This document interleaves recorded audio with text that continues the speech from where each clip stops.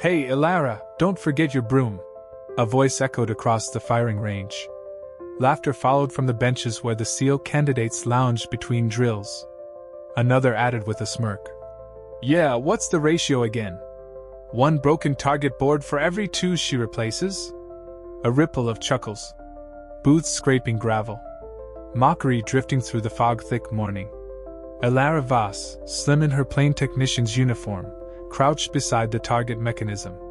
Her hands were steady as she tightened a bolt that had been rattling loose since yesterday. She didn't look up.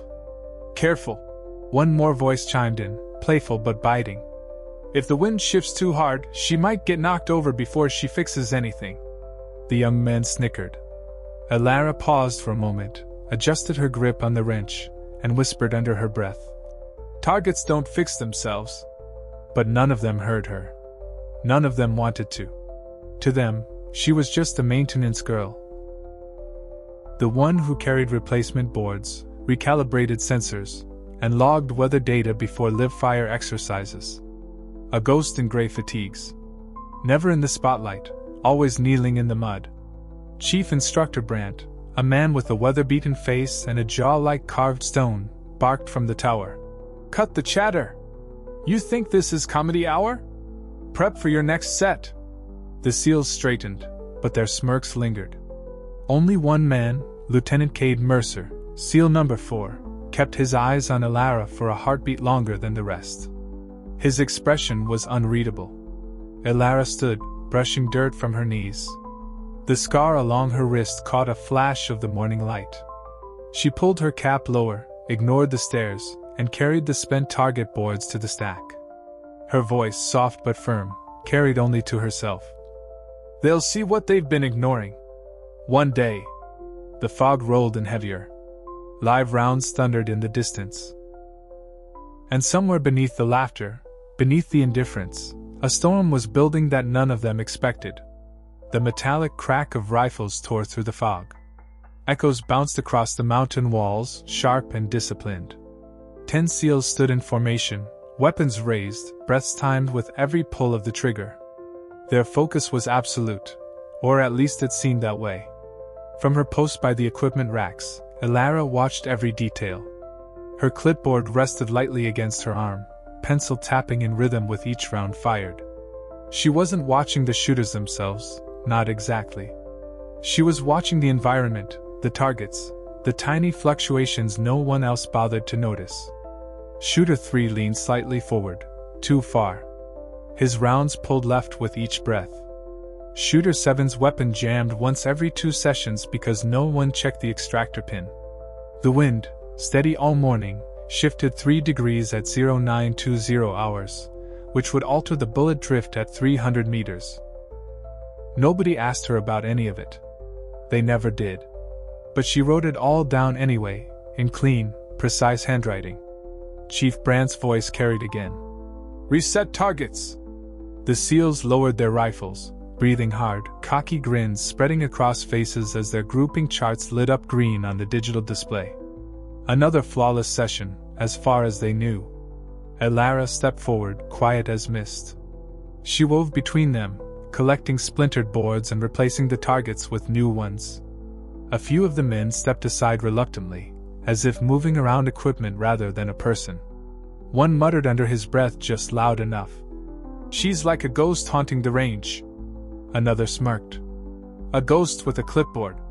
Elara ignored them. She pressed the new target into place, adjusted the angle by a precise half degree, and locked it down. She checked the thermal sensor, recalibrated the receiver, then stepped back. Lieutenant Mercer watched from his lane, arms folded. He didn't laugh. He didn't join the comments. His eyes lingered on Elara's hands, noting the confidence in the way she made adjustments. Like she wasn't just replacing wood and plastic. Like she understood the ballistics themselves. Chief Brandt blew the whistle again. Next round! Mercer, you lead. The SEALs raised rifles. The range thundered once more. And as Elara moved behind the line, she caught a whisper of the shifting wind. She knew, before the first shot was even fired, that at least 3 of them would miss unless someone corrected for it. And when the rounds echoed and the targets flickered, she was right. The digital monitors glowed with the results of the last round. Green lights meant hits. Red meant misses. 3 red lights blinked on the far right side of the board. Chief Brandt's jaw tightened. Who botched their aim? Shooter 3 stepped forward, chin high. Sir, wind shifted. Wind shifted? Brandt barked. Mercer adjusted for it. No excuses. Shooter 3 opened his mouth, then shut it again. His eyes darted, just briefly, toward Elara. She was standing off to the side, clipboard against her chest, lips pressed tight to keep from saying anything. She knew exactly what had gone wrong. The crosswind picked up between the second and third volley. Only someone who tracked patterns every single morning would have known how sharp it would turn. Elara could have told him, but nobody asked. Nobody ever did. Shooter 7 gave her a sidelong grin. Maybe the ghost should start giving us wind reports, huh? A few chuckles broke out. Chief Brandt's glare cut through the laughter. Focus. Reset. Last round before debrief. The shooters lined up again. Elara bent to replace another cracked target. As she set the board, a shadow fell across her. Lieutenant Mercer. You adjusted that one 3 clicks left, he said quietly. Elara froze for a fraction of a second, then nodded once. Sensor was reading off center. Needed correction. Mercer studied her, eyes narrowing slightly. You do that often? Every day, she said simply. Before he could respond, Brandt's whistle cut the air. On the line! Mercer stepped back, shouldered his rifle, and took position. But for the first time, his concentration wasn't entirely on the target. It was on the quiet woman standing behind them, watching the wind like it was part of the drill. The shots rang out. Flawless. The monitors lit up with green. The shooters cheered. Elara didn't. She was already writing in her logbook, wind variable 0942 hours. Equipment drift minimal. Shooter alignment stable after correction. Mercer's voice, low, reached her again. You're not just keeping score, are you? Her pencil paused. She glanced up, her eyes sharp beneath the brim of her cap. I see things, she said. That's all. Mercer didn't reply. But the way he looked at her, that said plenty. The range fell quiet once the final volley ended. Rifles were safetied, helmets tugged off, and sweat steamed in the mountain chill. Chief Brandt dismissed the shooters with a gruff nod toward the barracks. Elara stayed behind, kneeling by the target racks with her toolbox. She worked quickly, her motions practiced, bolts tightened, sensors recalibrated, screens wiped clean. A pair of boots crunched on the gravel behind her. She didn't have to turn to know who it was. You keep notes on all of us? Mercer asked. Elara slid a damaged target free from its mount, stacking it against the wall. Not on you. On the equipment. On the conditions. He crouched beside her, lowering his voice. Don't sell yourself short. You knew Shooter 3 was going to miss before he even squeezed the trigger. Elara's jaw tightened. She slipped a new target into place and checked the angle against the wind. Doesn't matter. My job isn't to correct them. It's to make sure the targets hold when they do hit. Mercer studied her in silence. Then, almost as if testing her, he asked, You ever fire a rifle? Her hands paused, just for a beat too long. Then she reached for her wrench again. That's not my role anymore. Anymore? His eyebrow arched. Elara locked the board in place with one clean twist. The scar along her wrist stretched pale against the movement. She stood, wiping her palms on her fatigues. Wind's picking up. You'll want to adjust half a degree tomorrow. She walked off before he could press further. Mercer stayed crouched by the target racks, staring after her. Most people saw Elara as background noise, the ghost with the clipboard. But Mercer had spent enough years in the field to recognize the difference between someone doing routine maintenance and someone who knew how to keep men alive. And Elara Voss, whether she wanted to admit it or not, wasn't just a technician.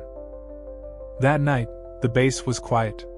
The mountain air pressed cold against the barracks, fog curling like smoke across the floodlit training yard. Most of the shooters had turned in early, exhausted from the day's live fire. Elara stayed behind in the maintenance shed. Her toolbox sat open, pieces of equipment laid out in neat rows. She worked by habit, hands moving without needing her eyes, while her mind drifted somewhere else. A memory. Nevada. Last year. A simulation drill gone wrong. She could still hear the countdown in her ears. 3 minutes to detonation. Communication scrambled. The team trapped in a kill zone. No way to reach command. Elara had been logistics support then, allowed to monitor, not interfere. But when she realized the blast radius was miscalculated, her pulse spiked. The men inside had no idea. She had grabbed a nearby rifle, hands steady, heart pounding, and aimed at the relay tower that was feeding the live rounds. A single shot, precise through the dust and chaos. The system shut down. The men lived. Her reward? A disciplinary review. Violation, engagement with equipment without authorization. Result, reassignment to technical maintenance. The report stripped the story down to a single line, saved unit, but failed to follow procedure. Her commanding officer's words still echoed. You don't get to break the rules, Voss. Doesn't matter if it worked. You're done in the field. Elara set the rifle part back in its case, lips pressed tight. The door creaked. She stiffened. Lieutenant Mercer stepped inside, helmet tucked under his arm. Couldn't sleep, he said, voice low. His eyes scanned the neatly organized tools. Figured I'd find you here. Elara's hands stilled. What do you want, Lieutenant? He leaned against the workbench, studying her. To know why someone who handles a wrench like a surgeon, and watches the wind like it's breathing, got stuck fixing targets. Elara's gaze flicked to the floor. Silence stretched. Finally, she said, because I did what needed to be done. And the rules didn't like it. Mercer's jaw tightened. He didn't push further. Not yet. But he knew one thing. There was far more to the quiet technician than anyone realized. The next morning, mist clung low over the range. Breath fogged from the men as they lined up, rifles gleaming under the floodlights. Chief Brandt's whistle cut the silence. Form up! Today's exercise, variable wind, live rounds, moving targets. The shooters adjusted scopes, checked magazines, grinned like wolves ready for the hunt. Elara was already out on the range, crouched by the sensor units. She made the last calibrations, tightened a bracket, and stepped back just as the whistle blew again. Crack. Crack. Crack. The first volley split the air, bullets streaking downrange. Targets swung mechanically, jerking left and right. Elara's eyes never left the wind flags.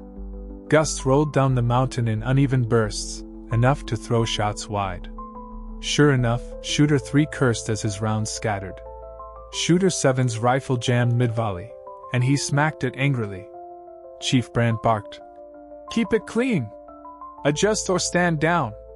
Elara's pencil hovered over her clipboard. She could call it out, half a degree adjustment, wind drift at 2 o'clock, but her throat locked. Not her role. Not her place. And then it happened. Shooter 9 fired. His round cut wide, not into the target, but toward the delicate relay tower on the far edge of the range. Sparks spat as the bullet grazed the sensor. The entire system flickered red. A cascade failure was seconds away. Elara moved without thinking. She reached the nearest simulation rifle propped against the racks, snapped it to her shoulder, and squeezed off a single shot. The bullet flew true, striking the failing sensor dead center. The warning lights blinked off. System stabilized. The entire range froze. For a heartbeat, nobody spoke. The only sound was the wind hissing across the mountain. Mercer lowered his rifle, staring. Brandt's head snapped toward the technician standing with a weapon in her hands. The shooters gaped, expressions split between shock and disbelief.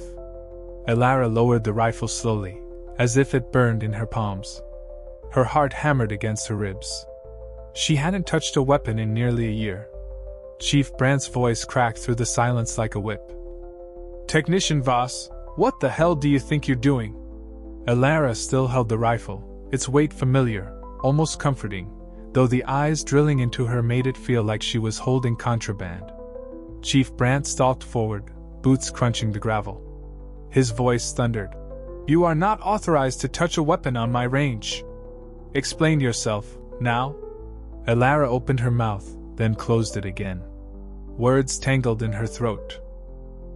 All she could manage was, the system was failing. A ricochet would have taken it down. Brandt's face hardened. So you broke protocol to play hero? Before she could answer, Mercer's voice cut in, sharp and steady. She didn't play hero, sir. She prevented a system shutdown that would have endangered every man here. Brandt whipped around. Seal number 4, you'll stay out of this. But Mercer didn't back down. His eyes locked on Brandt's. With respect, sir, she did the right thing. And it isn't the first time. The other shooters shifted uneasily, trading confused glances. One muttered, What's he talking about? Brandt's glare deepened. Clarify, Lieutenant. Mercer stepped forward, voice dropping lower, steadier. Nevada. November, last year. Simulation run went bad. Wrong blast parameters. Comms dead. You remember that? A flicker crossed Brandt's face. He remembered. Mercer continued, his jaw tight. The official report said we made it out because of system recalibration. That was a lie. She was there. Technician Voss. She took the shot that killed the faulty relay. If she hadn't, the entire team would have been within the blast radius. 8 of us would have been gone. Gasps rippled through the shooters. Elara's knuckles whitened on the rifle. She hadn't wanted this dragged into the open. Brandt's gaze swung back to her, sharp and calculating. That was you? Elara didn't move. Didn't speak. Just nodded once. The range fell dead silent. Even the wind seemed to hold its breath. Chief Brandt's stare was flint. For a long moment, nobody dared to speak. Then he said, low and deliberate. You disobeyed direct orders. You broke protocol. You should have been stripped of your clearance. Elara's voice came steady, though her chest burned.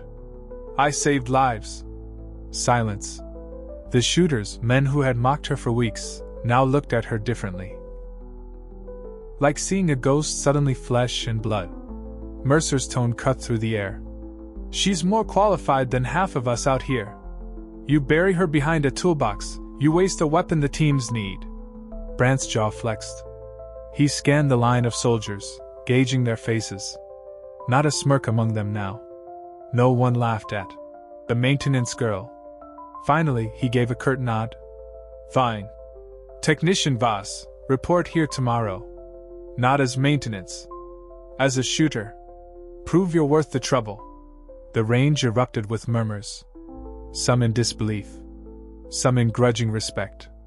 Elara lowered the rifle, heart hammering. She hadn't asked for this, had tried everything to stay invisible, but fate had dragged her back into the open. Mercer stepped close, voice just for her. They're going to test you harder than anyone. Don't break. Elara looked down at her scarred wrist, then out at the targets swaying in the wind. She exhaled slowly. Let them try.